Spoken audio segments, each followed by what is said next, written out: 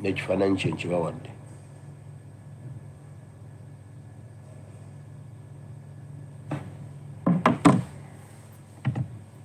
Kale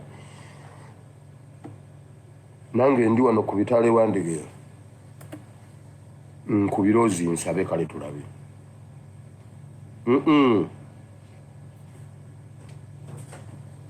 Nzuuno wano njagala nange ompiseeko ekiwandiiko olabe bwe sikusinyusa ebinnyo by'Abanyarwanda.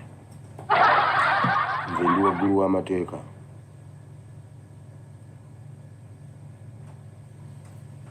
Ate nze nnyumiza ago agaboozi.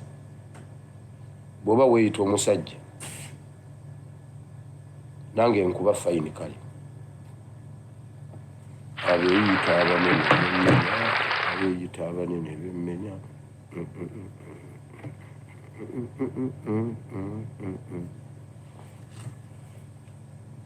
Oyagala obukadde 3 kati no nze nkuyingiddemu sisaaga. Omanyi gye nzija risaaki ono ndi ku mmeeza zammwe. Ani yafunye ebikwatagana ku ono omwami?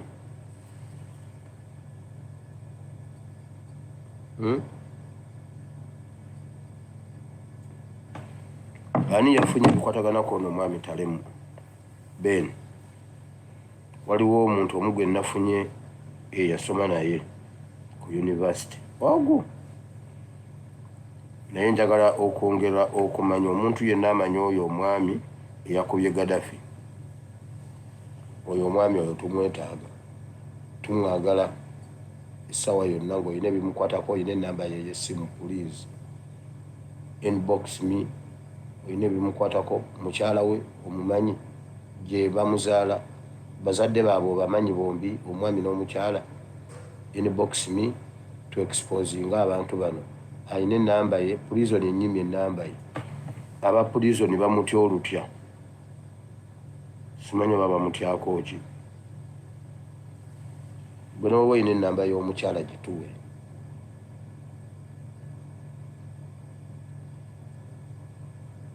Atubuulire yakubidde ki omwana waffe ali mu prison ate.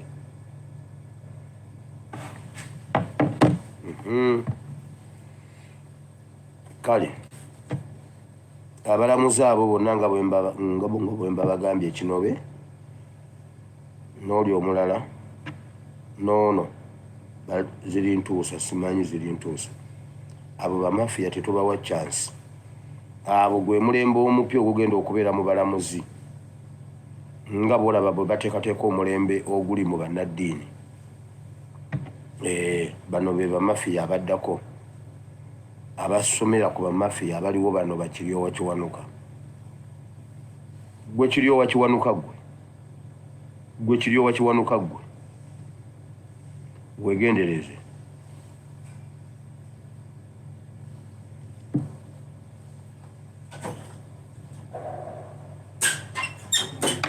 Muganda wange Kiryowa Kiwanuka baamuwa security ejjo nabaddeko naye eyo mu kuziika eyo Wakiso. Nabaddeyo. Waliwo omwana gwe twasoma naye yafiiriddwa maama we. Twabaddeyo mu kuziika. Nkugambye Kiryowa Kiwanuka. Bannange Museveni alina engeri gy'apikaapika omuntu. Naye Kiryowa Kiwanuka ng'atuuka osobola okugamba paapa yajja. Kiryowa Kiwanuka tujja kuddamu tusisinkana awantu awalala lumu. Tujja kufundawo nze nkubuulira.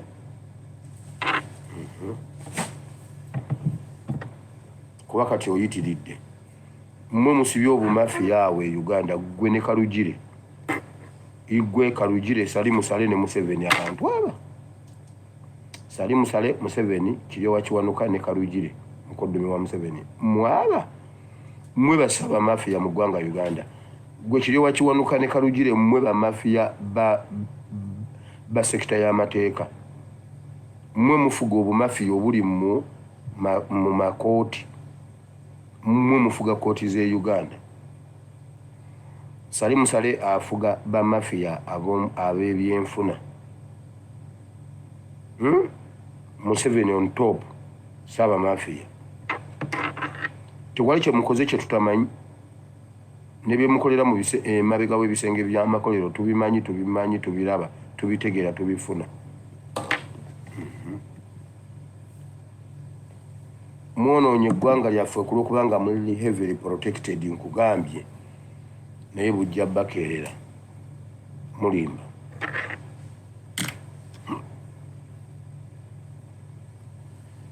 Katumba Wamala weegendereze bye walidde nga owummula amagye. Mujjukira kye nabagamba wano ku Kaseija mukyamulaba. Kaseija aliwa mumulabako eyo? Bwe muwulira kati nti Kaseija afudde temuwakana. Nabagamba Kaseija okumuggyako ne bawa musaasizi. Kaseija ne musiba ne mugamba wummula mirembe. Era nga bwe nagamba Alex mukulu, Kaseija mumulabako eyo?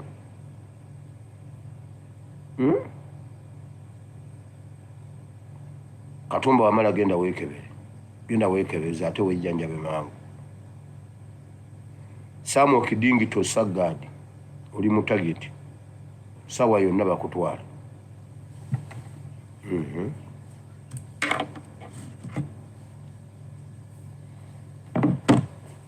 Kale olwaleero tugenda kwogera ku busibe obw'omwoyo n'obw'omubiri. Tugenda kwogera ku busibe obw'omwoyo n'obw'omubiri. Tujja kuva wano ng'okitegedde bulungi naddala mu bitabo bino wammanga. Ogenda mu kitabo kya Yokaana essula y'e11 olunyiriri olwana paka ku lwana mu 4. John chapter 11 verse 40 to 44. Tugenda mu Isaiah 61. Omwoyo wa Mukama Katonda ali kunze kubanga Mukama antumye okusumulula abasibe n'abawambe okuteebwa. Waliwo abasibe ne captives. Bayibuli ebyawula. Waliwo abawambe, waliwo abasibe. Awo tugenda okusoma leero Isaiah 61 verse 1 paka gy'oyagala okukoma. John 11 40 to 44. Mujjukira nga Laazaalo azuukira, Yesu n'agamba mumusumulule. Osobola n'okuzuukira naye ate n'osigala ng'oli musibe. Osobola n'okusibibwa naye ate era ng'oli mufu. Naye ate osobola okuzuukira naye ate n'osigala ng'oli musibe. Kati naawe oba olina okusumululwa. Then nga bwe tujjayo ekifaananyi kino eky'obusibe obw'ekkomera lino lye tumanyi. Omusibe taba na rights ze. Omusibe asobola okulimbibwa ekintu kyonna. Mbusanya baamugamba bagenda muwaliidika bamuwasize n'omukazi gw'atalina.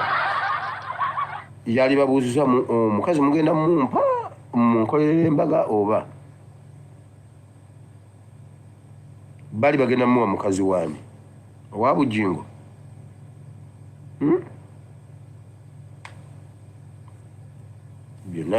Byonna tebitegeerekeka. Kale katuwumbewumbe wiiki twatandika ku lunaku olw'Essande nga tugamba tugezese buli kintu kyonna Bayibuli kyetugamba okukola. Ne tugenda mu Numbers nga Bayibuli egamba Musa kola amakondeera 2. Numbers chapter 10 from verse 1 to 14. Weekolera amakondeera 2. Ojja gafuwanga ng'omulabe ng'olina ky'olabye oba ng'olina ky'ogamba Isirayiri. Bw'onoogafuwanga bajje, bw'onoogafuwanga okugalaya bajja kumanyanga nti batambula kuva waawo basimbule batambule bagende mu destination yaabwe eya nsi ensuubize. So okununulibwa twagamba tukozese byonna bayibuli byetugamba mu byetugamba mulimu ekkondeere ffe kye tuyita vuvuzera mulimu amaanyi mu vuvuzera ne tugenda ne mu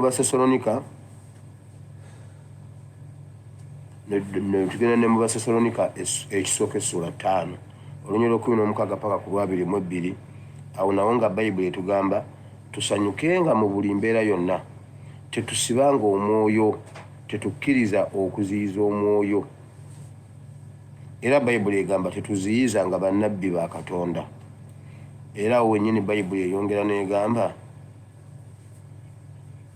twewalenga obubi bwonna n'engeri y'obubi yonna ate tusanyukirenga mu buli mbeera twagalenga nnyo Mukama twagalenga nnyo Katonda newankubadde embeera ebeera mbi oba nnungi kuba bayibuli egamba mu mbeera zonna oba mu mbeera yonna tusanyukirenga Mukama ekyo nakyo kitusumulula okutujja mu busibe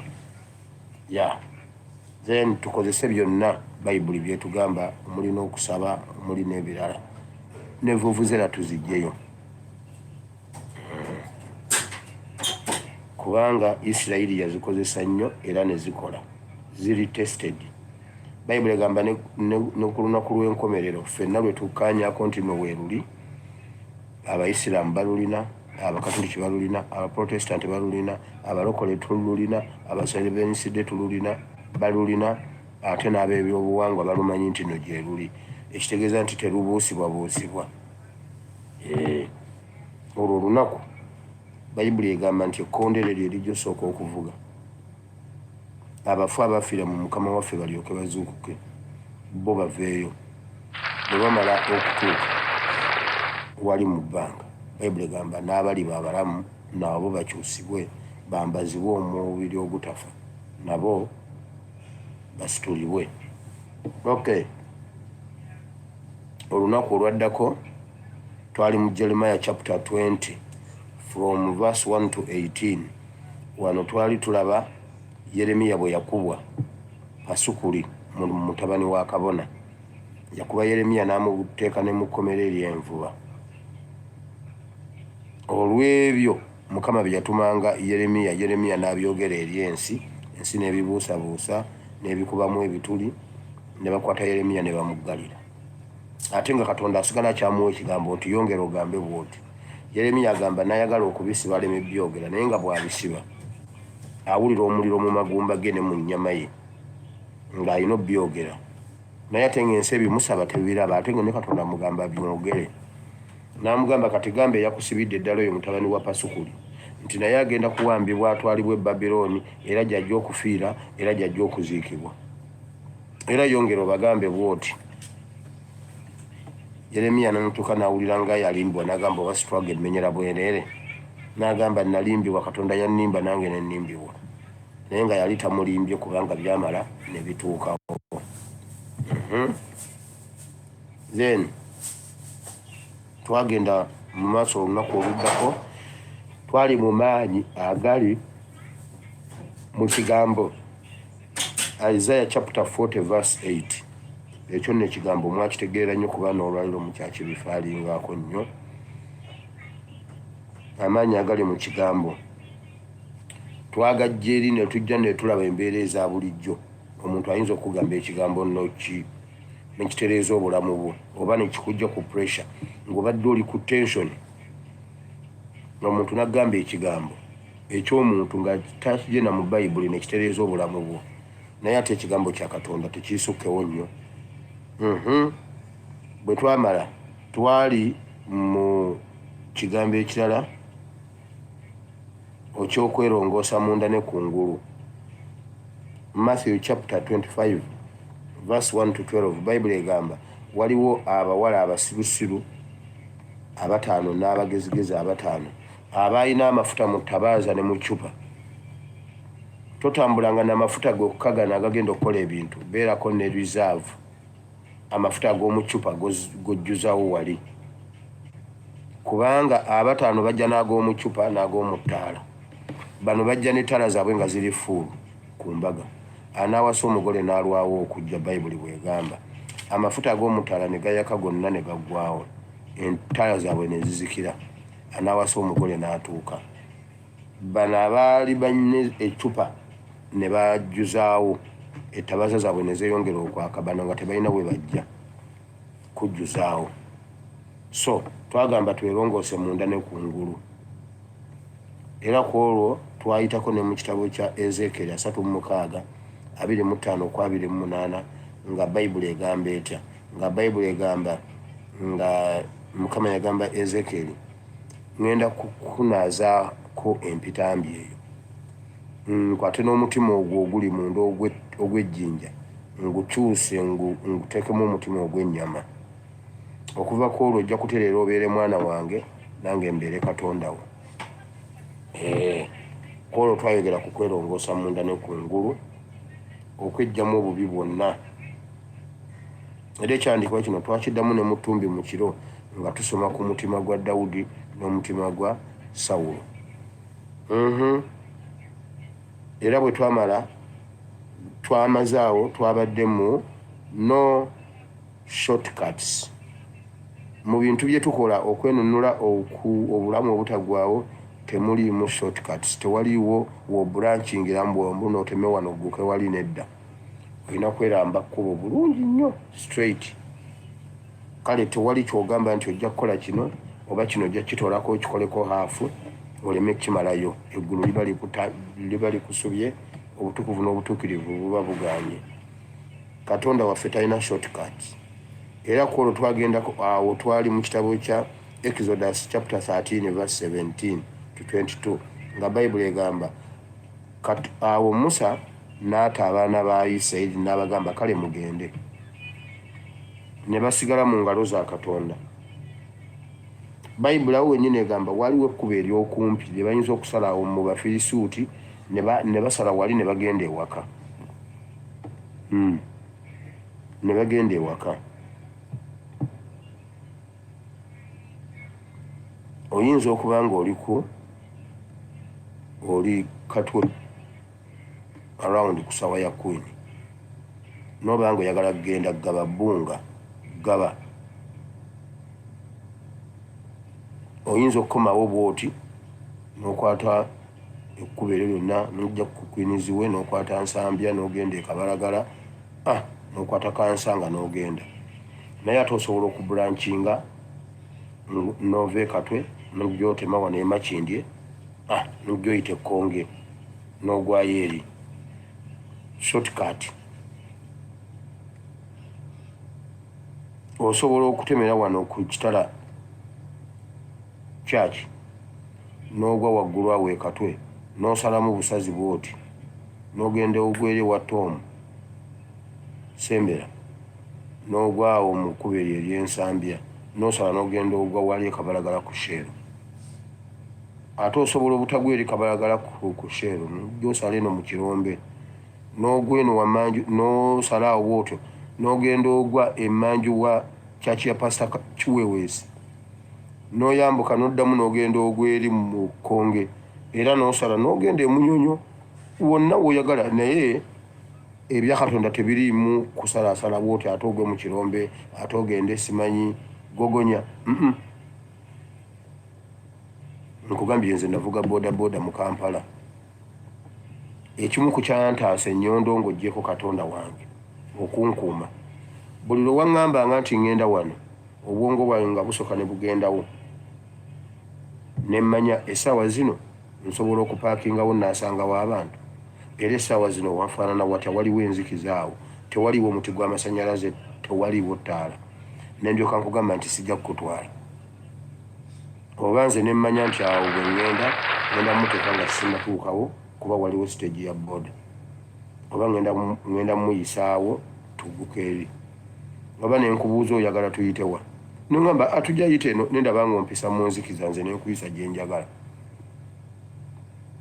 Okitegedde?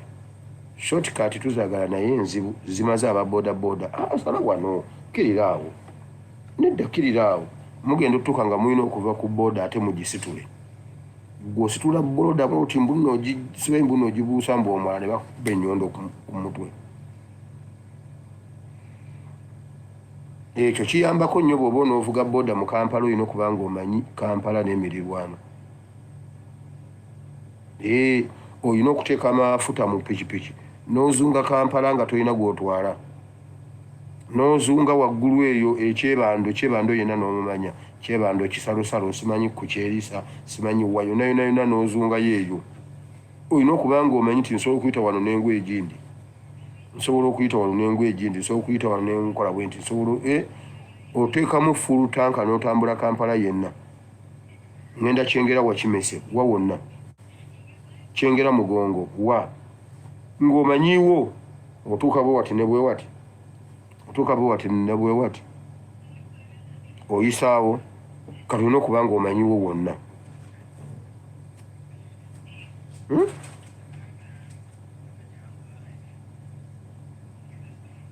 Bwe kiba si kyekyo obeera owedde.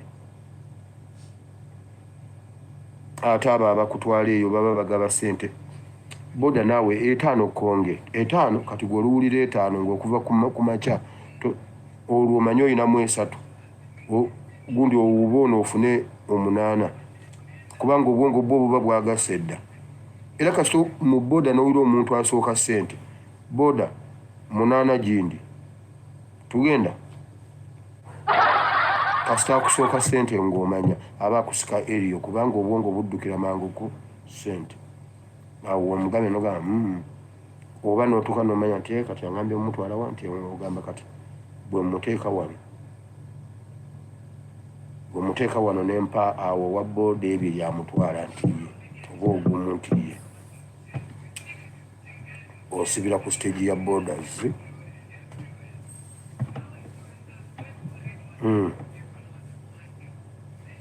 Esatu makindi ekizungu tugende osibira ku kooti omugamba nze nkoma wano. Shortcut nzibu nnyo mu revolution tewaliyo shortcut, tugenda kweramba lujja paka lwe tunaatuuka gye tulina okulaga. Ebyobwerere bissa abantu bafiiridde mu bintu bye okugema simanyi okugema kw'ekikungu, simanyi olusiisira okujjanjaba okw'obwerere. Agalwadde ge mujjeeyo mugamanyi.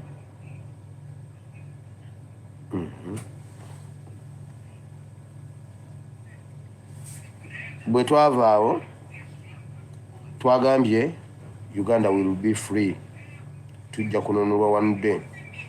Twabadde mu Exodus chapter 1 from verse 8 to verse 15. Bible egamba etya? Awo Bible egamba abaana ba Isirayiri ne babonyaabonyezebwa ne bongerezebwako ekikoligo ekirala nga tebalina nakye bagamba Falaawo. Falaawo bagamba temulina kye muŋŋamba, n'abongera okubabonyaabonya. Twabadde tugamba tujja kuba free ate tweyagalire ne mu kubonaabona kuno. Lwaki? Obukugu bwe tufunye mu mulembe gwa Museveni mu gavumenti ejja bugenda kuba bugagga, gagenda kuba magezi. Mu Uganda ejja tewagenda kuba musigo, kubanga okunyigirizibwa kwonna kwe tunyigirizibwa kwonna wali tugenda kujjamu achievements zokka, bugenda kuba bukugu.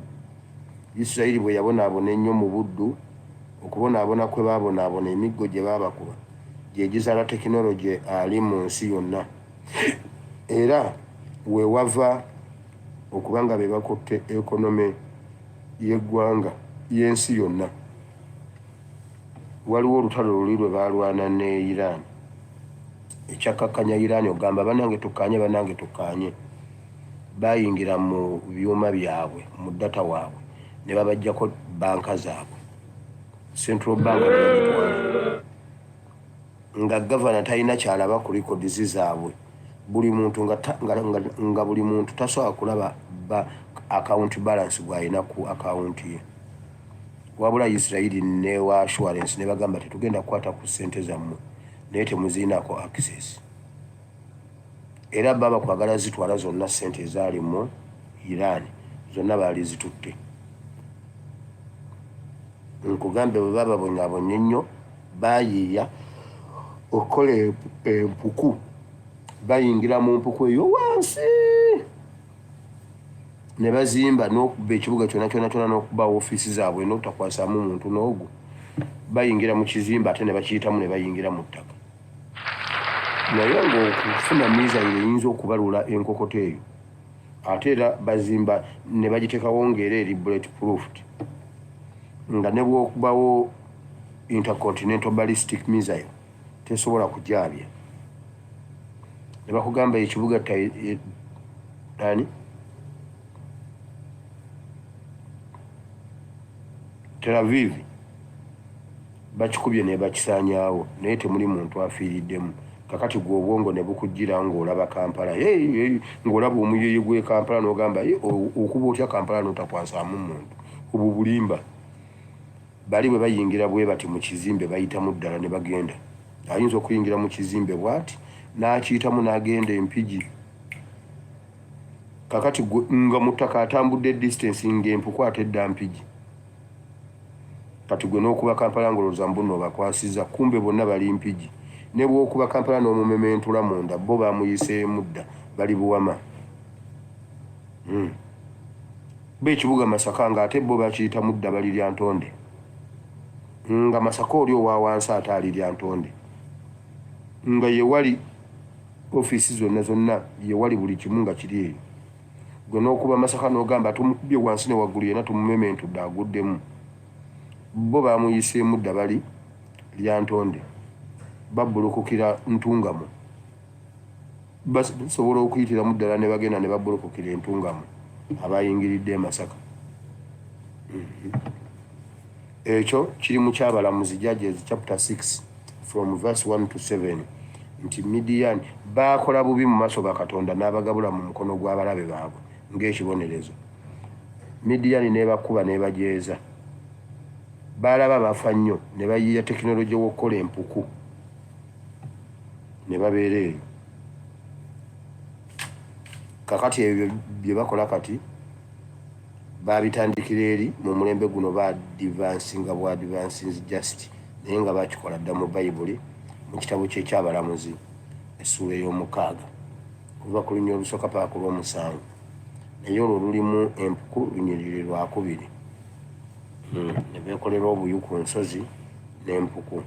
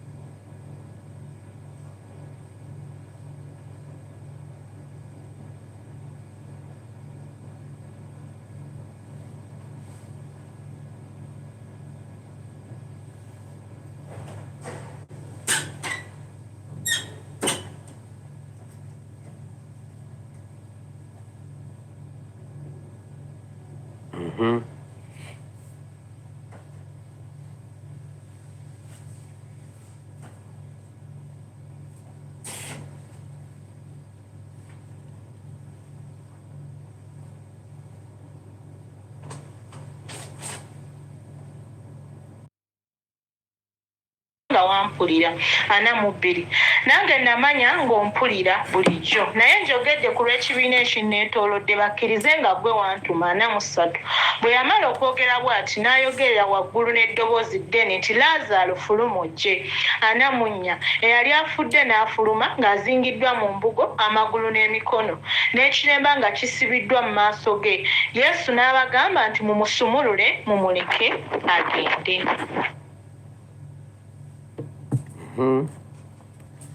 Tuli ku busibe obw'omwoyo n'obw'omubiri. Omuntu osobola okulokoka n'obeera mu kkanisa naye ng'oli musibe. Okuzuukira kwa Laazaalo kukiikirira okulokoka naye n'amala okuzuukira Bayibuli egamba nga omutwe gusibiddwa ekiremba oba nga bamusibye n'akaba n'amagulu. Yali mufu naye ate nga musibe ng'era bw'okimanyi nti basiba omulambo naye n'azuukira naye era n'asigala nga musibe. Osobola okubeera mu kkanisa naye ng'oli musibe mu mwoyo nga bw'olaba bwe tuli mu Uganda nga tetuli basibe mu makomera naye nga tuli basibe. Buli munnayuganda yenna musibe. Kibi nnyo, kibi ddala. buli munnayuganda yenna oli mu busibe. Kkiriza oba gaana, oyinza okuba ng'omanyi, oyinza okuba nga tokimanyi. Tutuuka n'okulowooza nti oba oli awo abali mu makomera ate bo bali free okusinga ffe abali ebweru, kubanga ate abali mu kkomera bamanya bingi,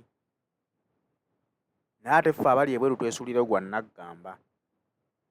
Tuli muzirindaba olwange ate awa musibe emmere. Ne batulaga ebintu ebigenda mu maaso, ne tufuna ne kyansi ku butya bwe tusobola okubivuunuka nga tusomesebwa. Naye munnange tusigala twesuulirayo gwa naggamba. Tusigala tugamba nti nze ebyo tebinkwatako, kasita ndya ne nnywa, olwange luba luwedde. N'otajjukira nti singa ne bajjajjaffe bakola bwe batyo, singa balowooza ku lubuto, ffe twandisanzewo ensi eno gye tweyagaliramu. Kale otunuulira ebintu bino ne bikusobera nti munnayuganda gw'olaga ekkubo n'omugamba nti bw'okwata wano ogenda kutuuka w'olaga. Ye n'aggamba nti shiya, gwani yagambye nti neetaaga okutuuka we tulaga. Ekyokulabirako, Pulezidenti alina enjogera gye yaleeta nti tugenda mu Uganda mpya singa tunaaba twerwaniridde. Bangi bavayo ne bamugamba nti gwani yakugamba nti twetaaga Uganda empya. Ffe twetaaga eno gye tulimu we tuli comfortable. Kubanga tebamanyi, kubanga basibe ba bwongo, tebamanyi kiyinza kubeera kitya nga tutuuse eri gye twagala okutuuka. Bamanyi bya lwaleero wano we tuli. Balaba nti balya ne banywa ne beebaka, obulamu obulina okukoma. Tuli basibe okutuusa nga tuzuukuse ne tutegeera obuvunaanyizibwa bwaffe.